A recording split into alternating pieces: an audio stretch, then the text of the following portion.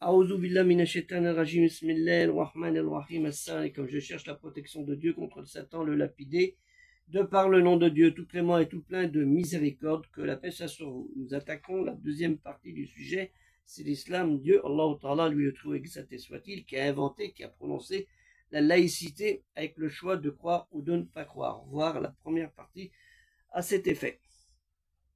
Quant à ceux et celles qui auront cru avec une dévotion d'amour, de crainte envers leur Créateur, lui l'Éternel, le juste, le juge, lui Dieu l'un, l'unique, sans égal, qui n'a ni engendré, qui n'a pas été engendré, leur facilitera une demeure excellente.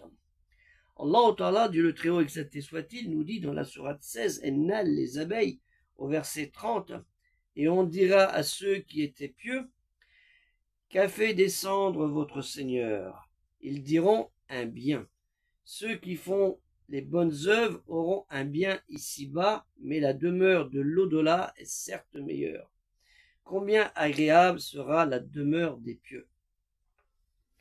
Donc, Dieu peut vous faciliter votre vie dans ce bas monde, mais sachez si votre piété est sincère et mise en bonne application, la demeure de ce monde n'est rien par rapport à celle de l'au-delà.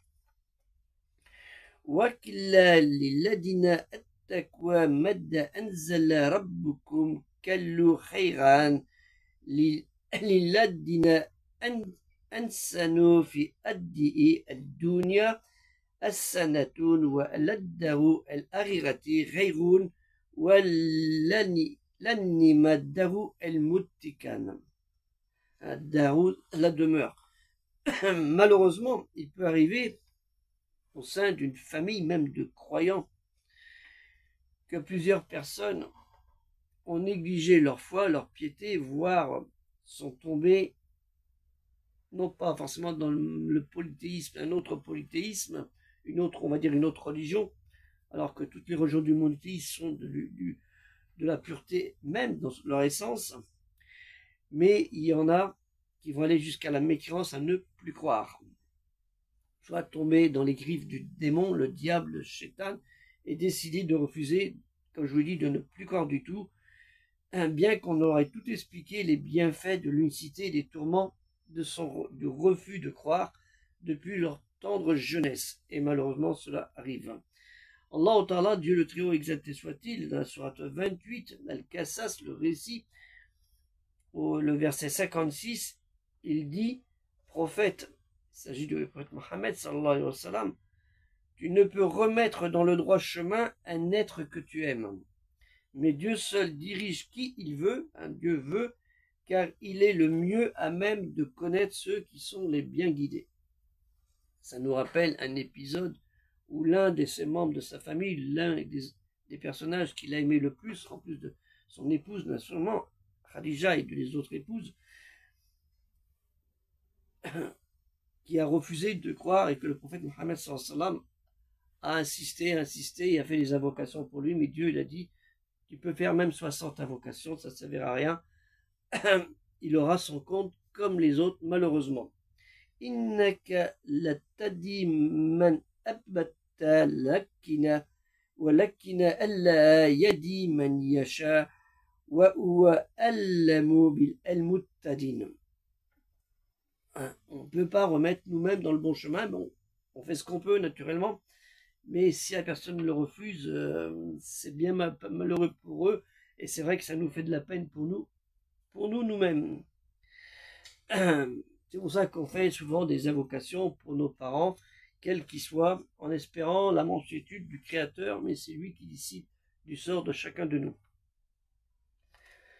Et Allah Ta'ala, Dieu le Très-Haut exalté soit-il, nous dit dans la sourate 9, El Tawbah, le repentir, au verset 80, que tu demandes pardon pour eux ou que tu ne le demandes pas, et si tu demandes pardon pour eux 70 fois, vous voyez, moi j'étais à 60, 70 fois, Dieu ne leur pardonnera point. Et parce qu'ils n'ont pas cru en Dieu et en son messager, et Dieu ne guide pas les gens perverses. Je parle pour les gens qui sont dans la négation. Alors qu'en est-il pour les gens qui ne savaient pas? Allahu alam. Astaghfir lahum ou la astaghfir lahum, تستغفر لهم 70 مرة فلا يغفر الله لهم ذلك بأنهم كفروا بالله ورسوله وأنه لا أدي القوم الفاسقين. Allah Ta'ala, Dieu le Très-Haut, exalté soit-il, nous dit dans la sourate 6,